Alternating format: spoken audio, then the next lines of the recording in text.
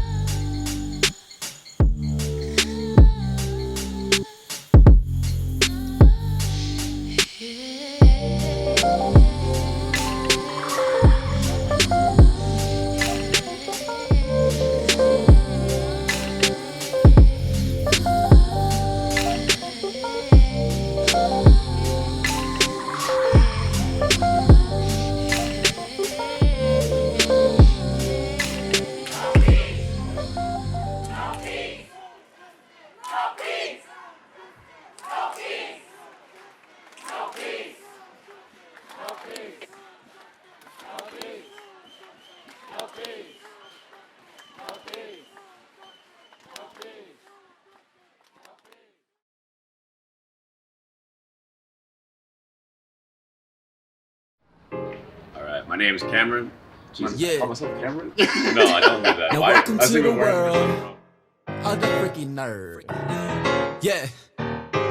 I got my soul from my mama. I'm CJ, I'm from New Jersey, and I'm a rapper living in Madrid. My name's Ken, I'm the bassist in the band, and I'm a videographer living in Madrid. I moved to Madrid in 2012 because I studied abroad here in 2011, and I just fell in love with the city. So I came back after working a few months in New York. I wanted to do a bit of an adventure. I didn't want to just do the same thing where everyone graduates from school and then stays in New York after graduating from like film school or journalism school and just following that basic route. I moved out here in 2015, January, and I studied Spanish for for a year at university, and was like, I want to go out to Spain, see what it's like, and I never went back home. The name of our band is the Othahood. The Othahood means it's the time in life between your childhood and your adulthood, and you don't really want to grow up, kind of just maybe stuck in that other area. It's also kind of like we've made Madrid our own neighborhood, and it's so far away from everything back home that's kind of like the Otherhood, where we decide to grow and be people who we are. And over my head, but at least I got this music. Over my head, but I'm looking for a way out. Got a dream and I can't let it fade out. Over my head, I'm looking for a way out. I would say I describe my music as like a 90s kid trying to tell his colorful story over hip hop and R&B and soul. And just in our live show, I guess, it brings the music even more. That's what I was gonna say to life, but obviously it's live music.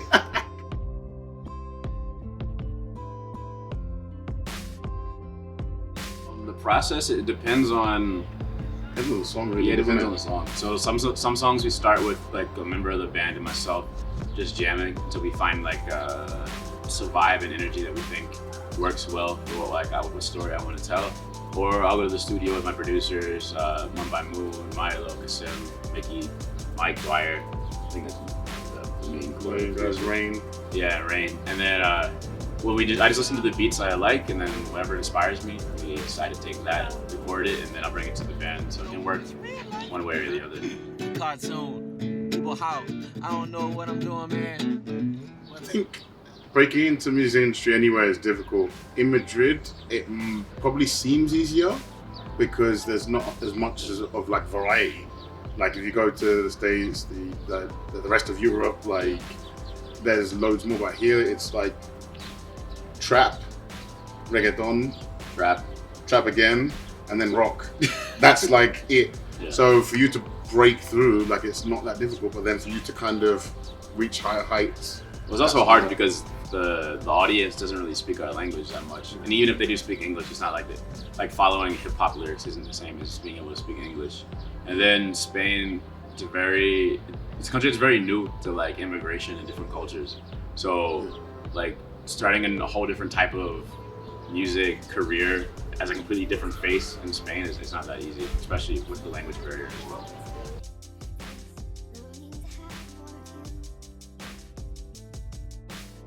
I think because we are unique here and Spanish people have this concept of black music or música negra that they really love. It helps you get gigs, but also you want to get the gigs based on like how good you are, not because you're black. Yeah. Like when you think about when someone comes up to you and they're like, hey, like do you guys like black music? And it's kind of just like, what does that even mean? Like, what are you saying? Well, I think it's just like, it's kind of ridiculous. I don't despise it. It doesn't bother me, but I would never walk up to someone and be like, do you like white music? It's a complicated thing because I like that they're into black music, but also at the same time, I don't like how they put us into a box. I think that's all we do. Yeah. It has its advantages and disadvantages, but for the moment, the advantages are outweighing the disadvantages. Yeah. Because honestly, a lot of our live stuff actually sounds like rock sometimes. Yeah. But we could never get into an indie or rock festival here because people just see our stuff and they're like, nah, that's black music. Yeah. It's like, we play a lot of stuff. So we would like to be able to be a little bit more cross-genre. And we're working on an album right now where it will be sonically cross-genre, but I'm not sure if Spain will receive it the same way. Still gonna put it out though. Yeah. What made me not give into societal pressure? That's an interesting question.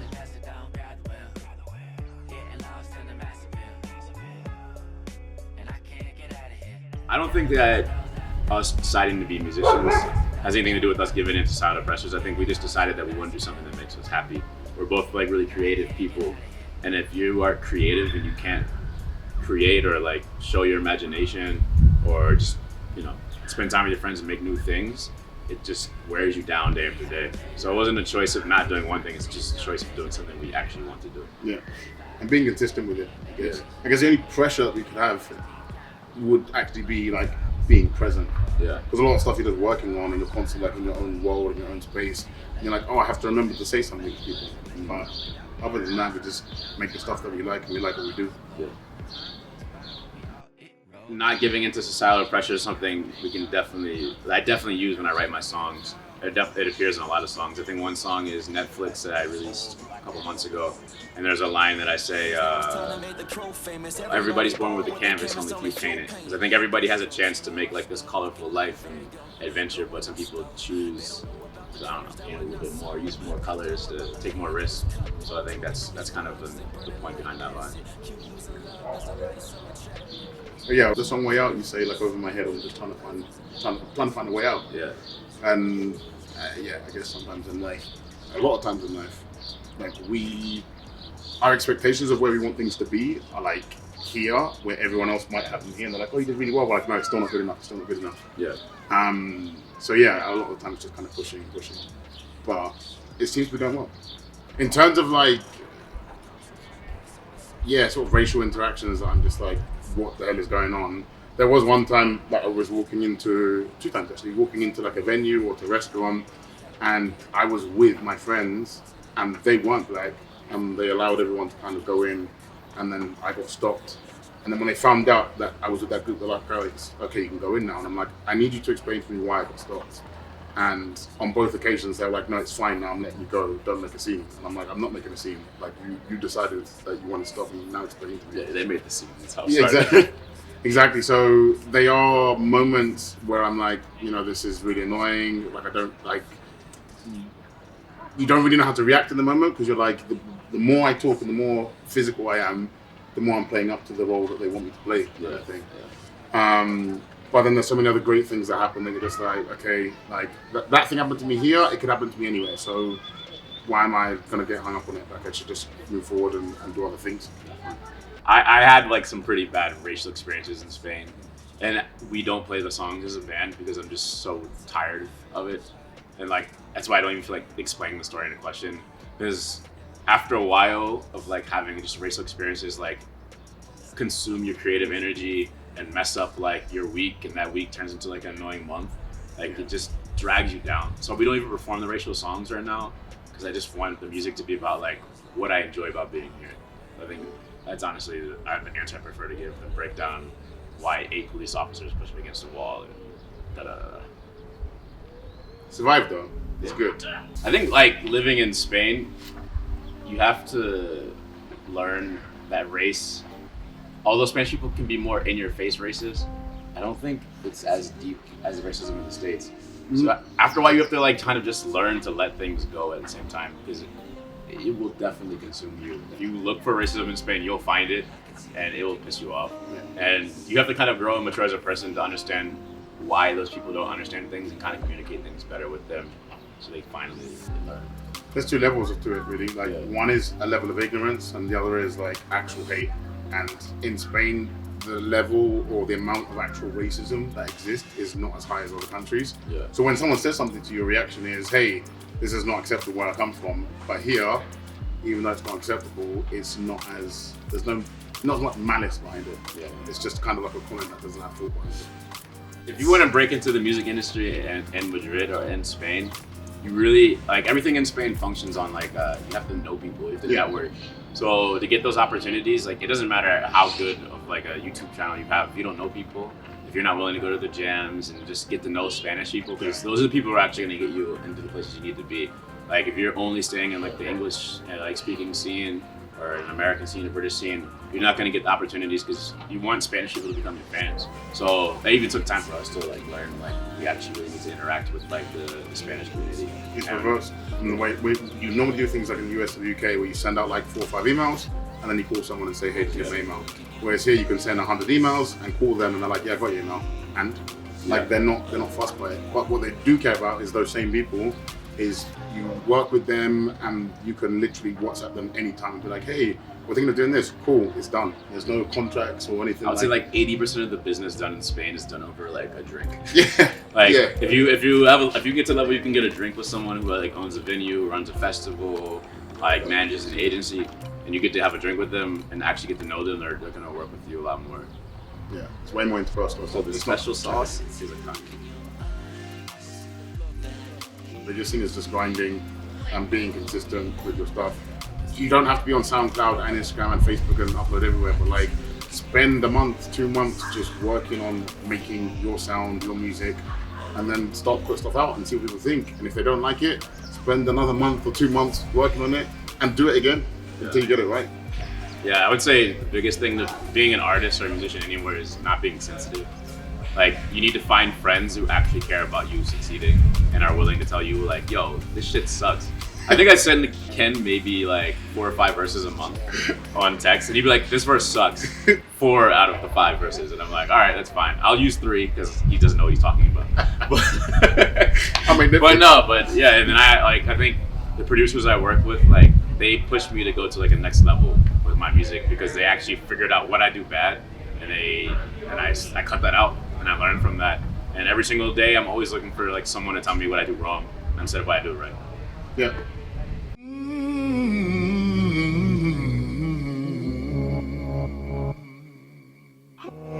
More than the black square, more than a protest, more than the past year, this one for the progress. You don't wanna look like me, you don't wanna look like me. You ain't getting pushed like me, you ain't getting pushed like me. Walk around with a blindfold with your eyes closed in your earshot. Pick any towns on Brooklyn, Ohio, we gotta fear cops. A bad apple fell from the listen tree, and now we gotta act like it's a mystery. Roots so tight we can barely breathe, and anytime that we speak, yo, it's heresy. So we flip the table like Jesus Christ. Shit be burning, don't be surprised. Hungry for the rights that we deny, cause we ain't even get a bite of the pizza slice. System falling like dominoes, Jim Crow feeling like time froze. Try to tell you when it's time to vote, and what we get, Little Caesar gon' say it's what the Bible pros. You gon' side with fear, you gon' side with hope. Little Caesar gon' say it's what the Bible pros. For real. You gon' side with him, we gon' find the votes. That's the deal.